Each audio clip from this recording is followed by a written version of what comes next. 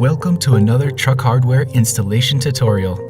Today we are installing our backup sensor guards on a 2018 Ford F150. Backup sensors have become standard on most current trucks.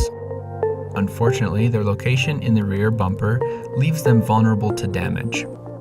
Let's get started. First, locate and remove the 4 bolts on the inner bumper and black metal strap, as shown.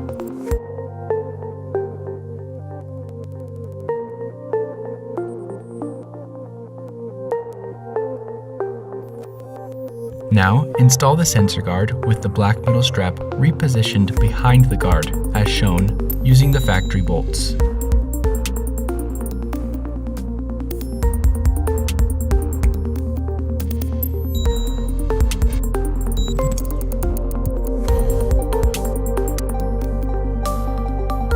Congratulations, you've just finished installing your backup sensor guards. If you found this video helpful, give us a like and subscribe. Check out the rest of our channel and our website for additional tips, tricks, and installation guides. Thanks for choosing Truck Hardware.